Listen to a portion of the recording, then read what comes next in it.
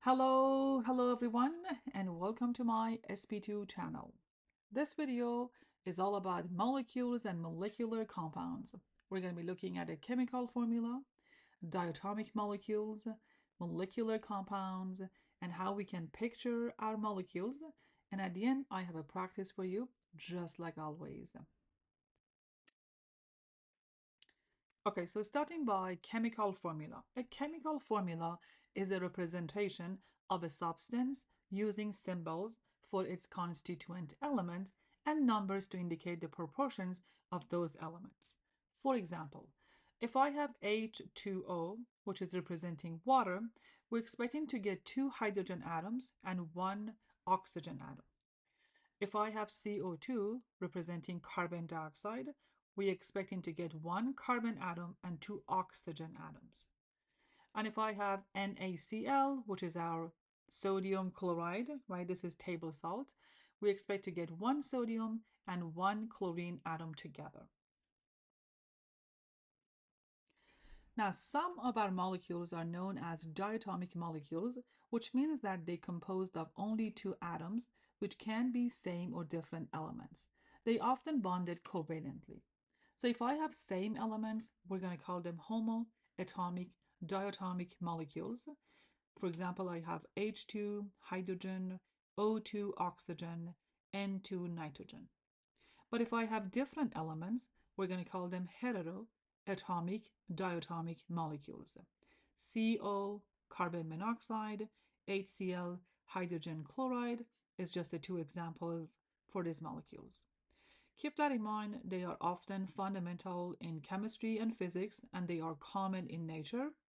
And there are 7 elements that exist naturally as diatomic molecules in their standard state. And those are hydrogen, nitrogen, oxygen, fluorine, chlorine, bromine, and iodine. Okay, now here we have molecular compounds. These are chemical compounds composed of molecules which are groups of either two or sometimes more than two atoms that are covalently bonded together.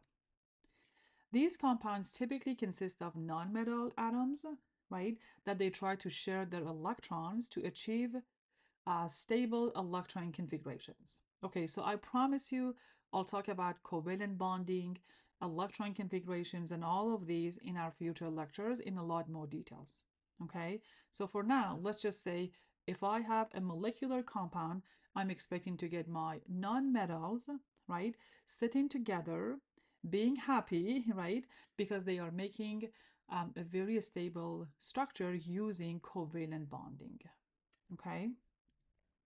Now, here are a couple of examples.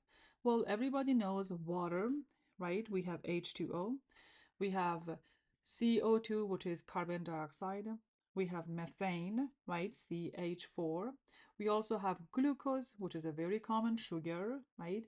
Which is C6H12O6. These are all very good, very common examples of molecular compounds.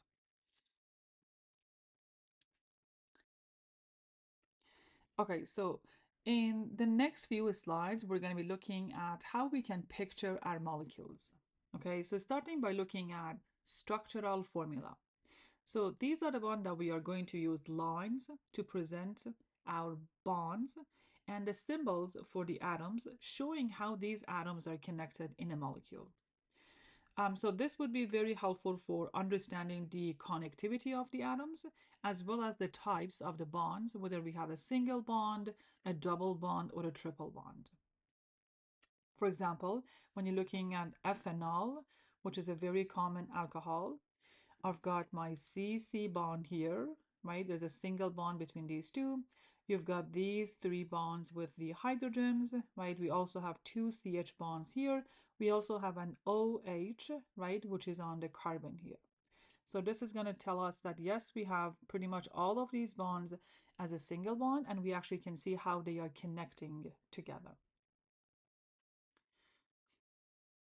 The next one is going to be perspective drawing, and this is representing 3-dimensional molecular structure using lines, wedges, as well as dashed lines to show the spatial arrangement.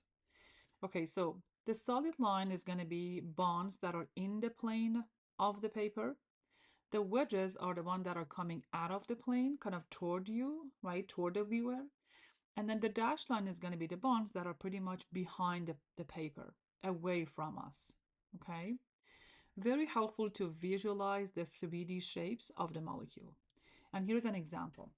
So this is for methane, right? So where we have carbon on the paper, there are two bonds, right? These two bonds are on the paper.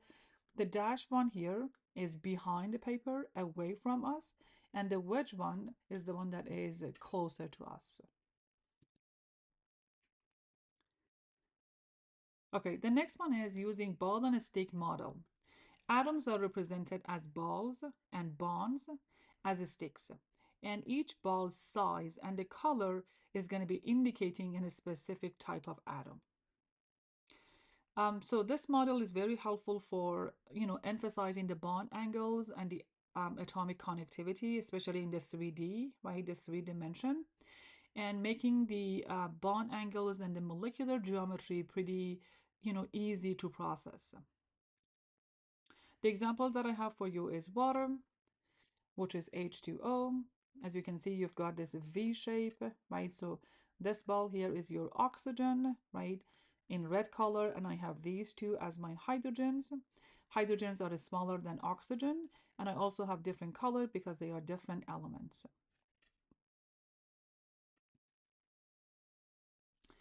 Okay, the next one is going to be our space filling model. Atoms are represented as spheres that touch each other proportionally scaled to their van der Waals radii. So this would be very helpful to present the molecule's actual size as well as their spatial occupancy. And to be honest with you, it's providing the most realistic view of the molecule's size and shapes. So here's an example. You've got benzene, which is C6H6. This molecule is in a flat form using hexagonal ring with an overlapping spheres, which is presented here. Okay.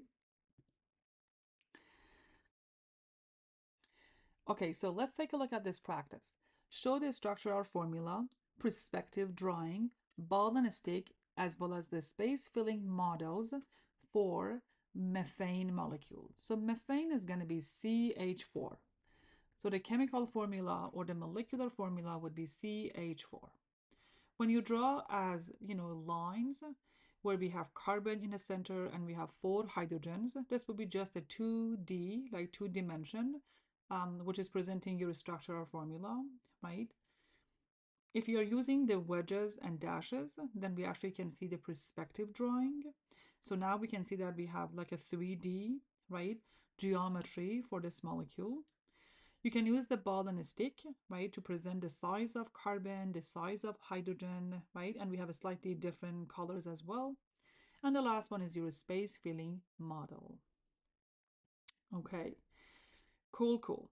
So thank you so much for watching. If you found this video helpful, don't forget to give it a thumbs up, share it with someone who might find it useful. If you're enjoying the content and you want to keep learning with me, you can hit that subscribe button. You can turn on your notification bell so you're not going to miss out any of our future lessons, right? I always would love to hear from you guys. You're welcome to drop a comment below if you have any questions or specific topics that you would like me to cover in our future videos. Your support means the world to me, and it helps this channel to grow. Thanks so much, and I'll see you in the next one. Take care. Bye-bye for now.